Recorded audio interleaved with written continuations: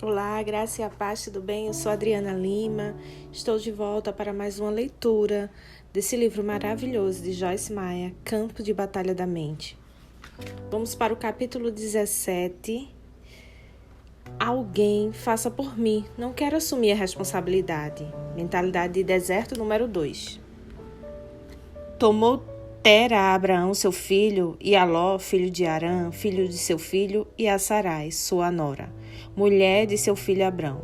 E saiu com eles de Ur dos caldeus para ir à terra de Canaã. Foram até Harã, onde ficaram. Gênesis capítulo 11, versículo 31.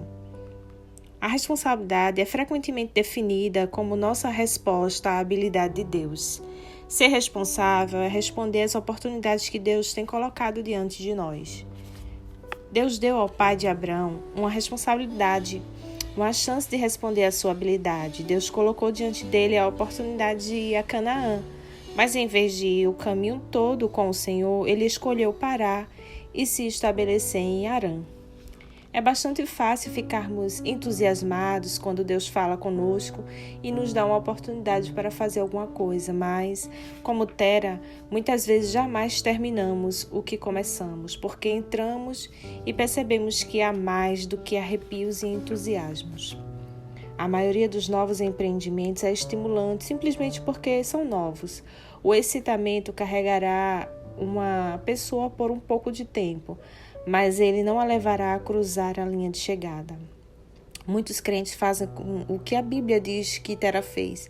Eles partem para um lugar e se estabelecem em algum outro ao longo do caminho. Eles ficam cansados ou exaustos.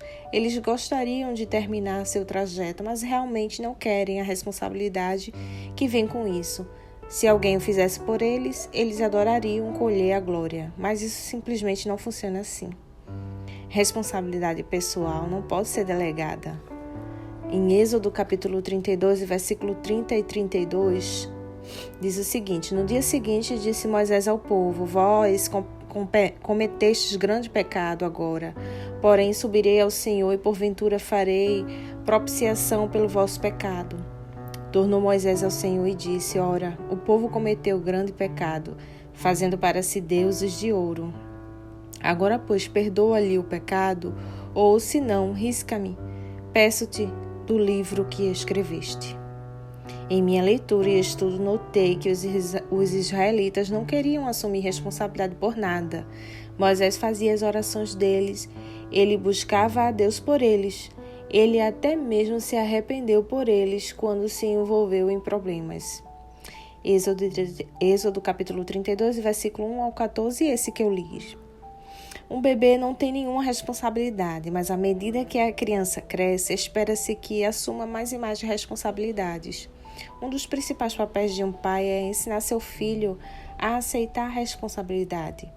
Deus deseja ensinar a mesma coisa aos seus filhos. O Senhor me deu uma oportunidade para ser ministra em tempo integral, para ensinar sua palavra no rádio e na televisão nacional, para pregar o evangelho em todos os Estados Unidos e em outros países.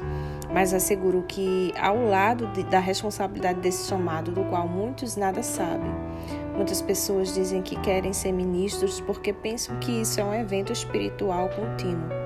Muitas vezes as pessoas se inscrevem para um emprego em nossa organização, pensando que a maior coisa que poderia acontecer com elas seria tornar-se uma parte de um ministério cristão.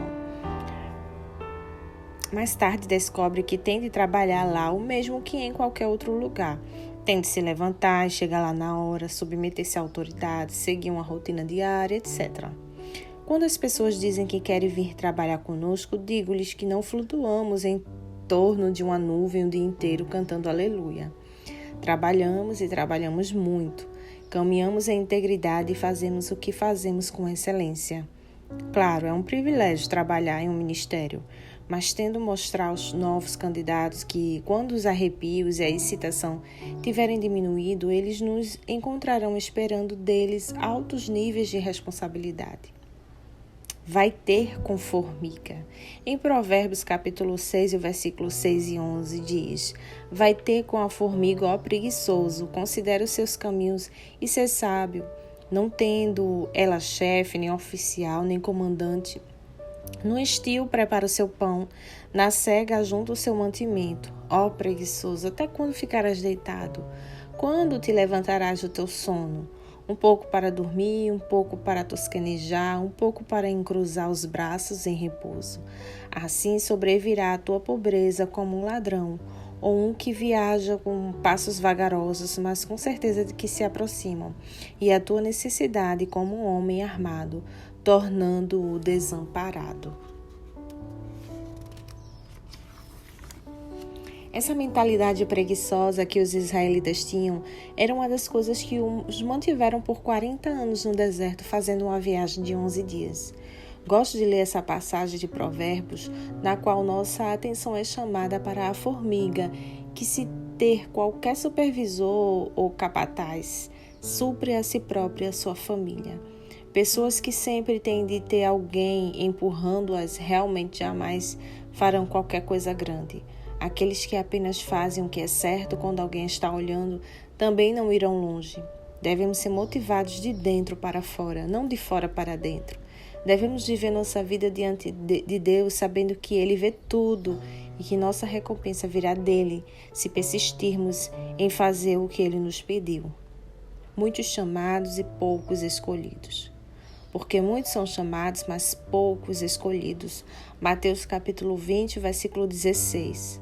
Certa vez ouvi um professor de Bíblia dizer que esse verso significa que muitos são chamados ou lhes é dada uma oportunidade para fazer alguma coisa para o Senhor, mas muitos poucos desejam assumir a responsabilidade para responder a esse chamado. Como mencionei em um capítulo anterior, muitas pessoas têm força de desejo, não força de caráter. Pessoas com mentalidade de deserto querem ter tudo e fazer nada. Levante-se e vá. Sucedeu depois da morte de Moisés, servo do Senhor, que este falou a Josué, filho de Nun, servidor de Moisés, dizendo: Moisés, meu servo, é morto, dispõe-te agora, toma o seu lugar, passa esse Jordão, tu e todo esse povo, a terra que eu dou aos filhos de Israel. Todo lugar que pisar a planta do vosso pé, vou-lo tenha dado, como eu prometi a Moisés. Está lá em Josué, capítulo 1, versículo de 1 ao 3. Quando Deus disse a Josué que Moisés estava morto e ele devia tomar o seu lugar e conduzir o povo através do Jordão à terra prometida, isso significa muita responsabilidade nova para Josué. O mesmo é verdade para nós, quando nos adiantamos para reclamar nossa herança espiritual. Jamais teremos o privilégio de ministrar sob a unção de Deus se não desejarmos assumir nossa responsabilidade seriamente. Agora é tempo favorável. Quem somente observa o vento e espera que todas as condições sejam favoráveis, nunca semeará, e o que olha para as nuvens, nunca cegará. Eclesiastes capítulo 11, versículo 4. Em 1993, quando Deus mostrou a mim e ao Dave o que Ele queria que fôssemos à TV, Ele disse: estou lhes dando a oportunidade de ir à televisão, mas se vocês não aproveitarem essa oportunidade agora, ela jamais se apresentará a vocês de novo.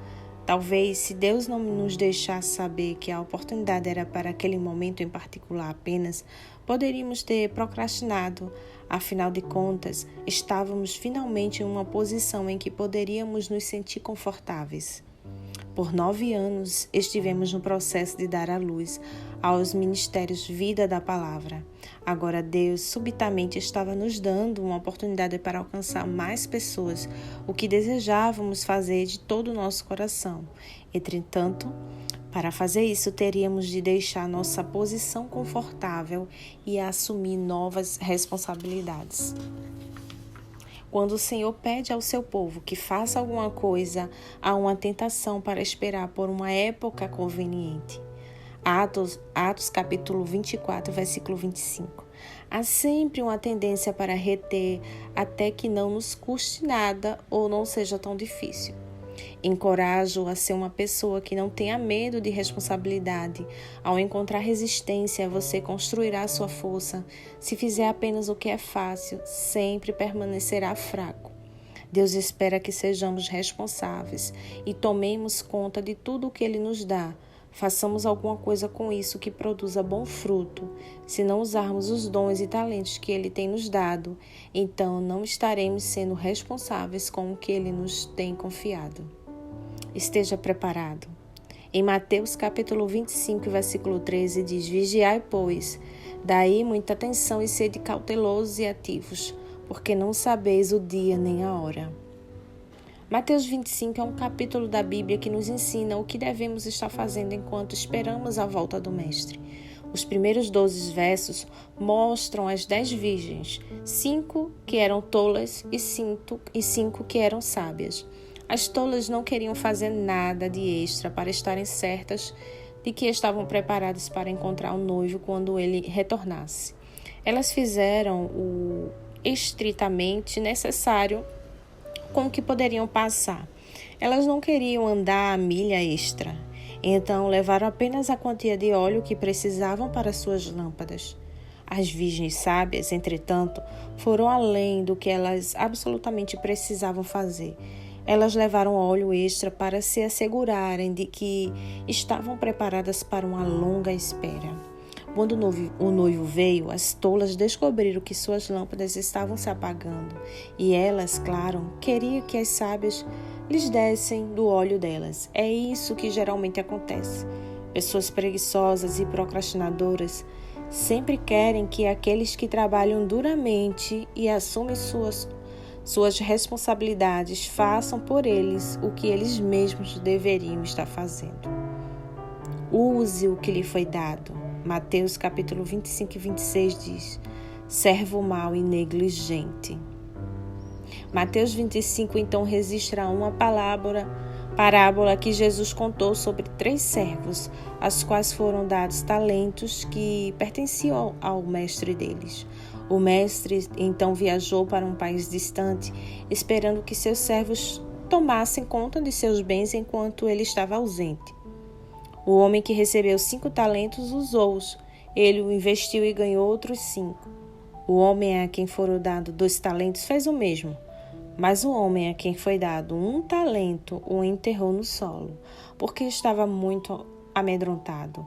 Ele estava com medo de sair e fazer qualquer coisa. Ele teve medo da responsabilidade.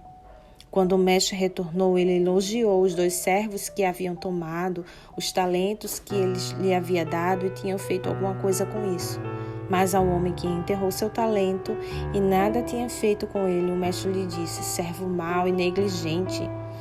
Ele então ordenou que seu único talento lhe fosse tirado e dado ao homem com os 10 talentos, e que o servo preguiçoso e negligente fosse severamente punido.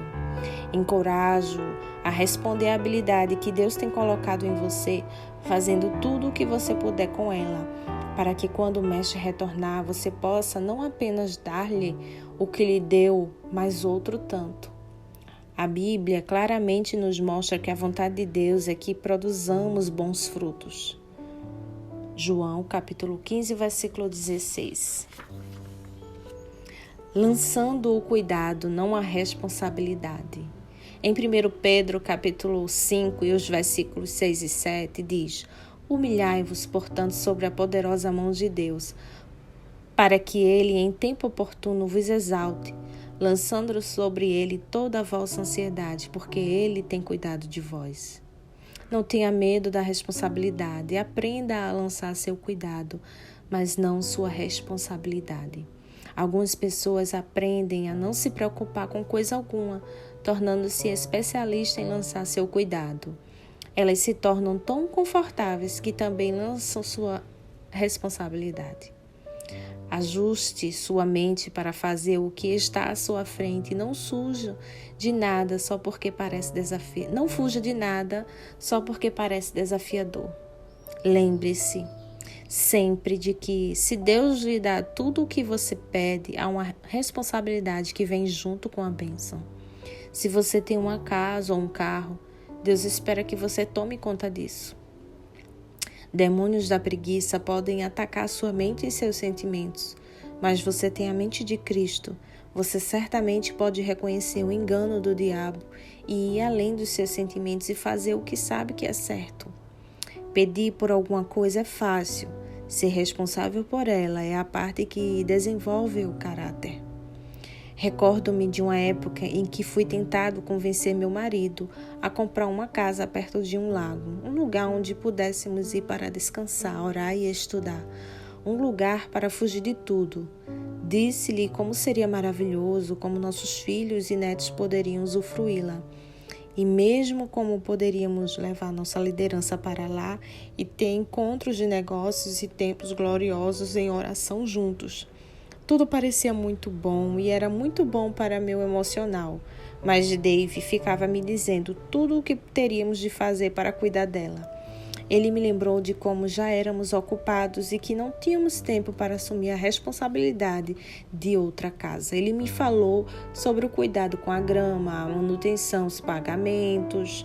Ele disse que seria melhor alugar um lugar quando precisássemos sair e não assumir a responsabilidade de ter um. Eu estava olhando para o lado emocional do assunto e ele para o lado prático. Sempre que tomamos uma decisão, devemos olhar para ambos os lados, não apenas o que será agradável, mas a responsabilidade que exigirá. Um lar junto a um lago é perfeitamente bom para aqueles que têm tempo para colocar nele, mas nós realmente não tínhamos. Bem no íntimo eu sabia disso, mas de vez em quando, durante um ano, tentei convencer Dave a comprar um. Estou feliz porque ele se manteve firme. Se não tivesse, tenho certeza de que teríamos comprado a casa, a manteríamos por algum tempo e provavelmente acabaríamos por vendê-la, porque dava muito trabalho. Quando isso terminou, amigos nossos compraram uma casa junto ao lago e nos deixam usá-la quando nossa agenda e a deles permitem. Se você for sábio, descobrirá Deus satisfazendo suas necessidades. Qualquer um andando na mente de Cristo caminhará em sabedoria, não em emoções. Seja responsável. Aqui eu encerro o capítulo 17. Até o próximo áudio do capítulo 18. Fica com Deus e até o próximo áudio.